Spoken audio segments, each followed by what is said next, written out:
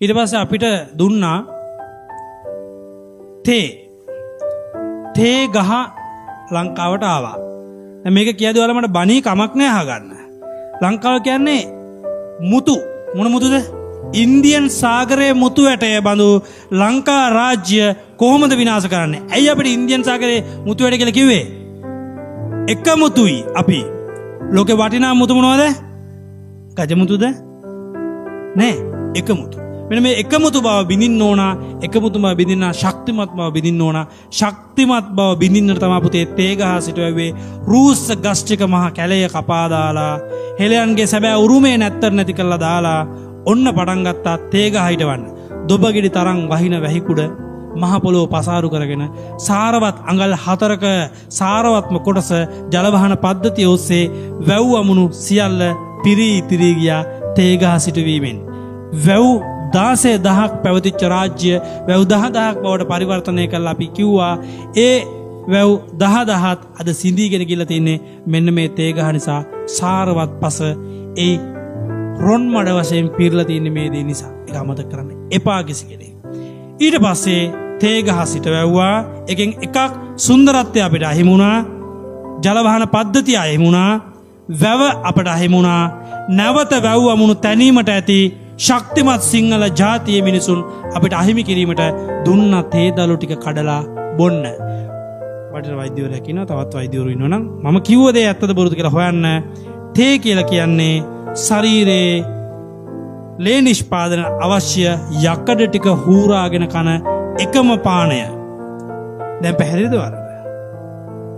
ඒ නිසා ලේ නිෂ්පාදනය වෙන්නේ නැහැ කියන්නේ අපිට මොනවද වෙන්නේ? රක්තහීනතාවය ඇති වෙනවා. ඊට පස්සේ විවිධ ලෙඩ. හරිනේ? තේ නිකම් බොන්නත් බෑ. තේ කොහොමද පුතේ බොන්න ඕනේ?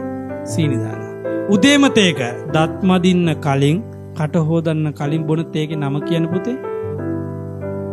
බෙටීව.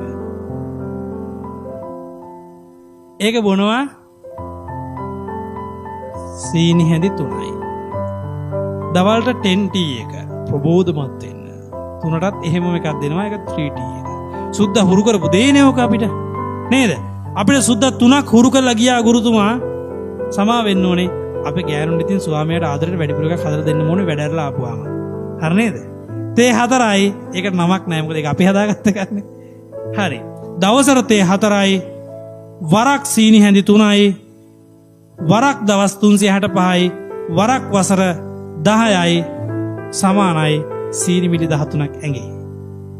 ඒ කියන්නේ වසර 10කින් සීනි මිලි 13ක් වල කාලා. හරි නේද? එතකොට ඔයාලා එච්චර සීනි ප්‍රමාණයක් කාලා ඇඟේ සීනි එච්චර නැති වෙන්න විදියක් නැහැ නේද? ඉතින් දියවැඩියාව හැදෙන එක සාධාරණයි. හැදුනම දියවැඩියාව ලෙඩ ගොඩක් ඇති වෙනවා. මම ලෝක ලෙඩ විශේෂ හඳුන්වන ලෝක ලෙඩ වශයෙන් හඳුන්වන එක ලෙඩක් තමයි දියවැඩියාව. දියවැඩියාව හැදුනම ඇස් පේන්නේ නැති වෙනවා. කන් ඇහිම දුර්වල වෙනවා. දැනීම අඩු වෙනවා. ගඳ සුවඳ නැති වෙලා යනවා. කකුල් කුණු වෙන්න පටන් ගන්නවා. ඒතර කකුලක් කපලා දානවා. එතකොට අපේ රටේ ඉන්න කවුද වැඩිපුරම? අන්ධයෝ, විහිරෝ, හිතන්න බෑ. පිස්සෝ සහ කොරු. අද වෙලා නැද්ද ඒක? සමස්තය මම 2009 කිව්ව අනාවැකිය 2017 වෙද්දී ලංකා රාජ්‍යයෙන් හරි අඩකට දියවැඩියාව ඇති වෙනවා. අද ඒක වෙලා ඉවරයි. දැන් ඔබ ඉන්න අනතුර ඔබට පැහැදිලි ඇතිනේ. මේ දුන්න සියලු දේ අපි වැළඳ ගැනීමේ ප්‍රතිඵලයක්. හැබැයි කිතුල් හකුරු වලින් ඕක වෙන්නේ නැහැ කියන එකත් ඔබ මතක තබා ගන්න.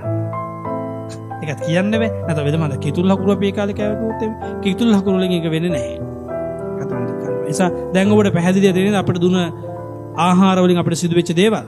එකත් තේරුම්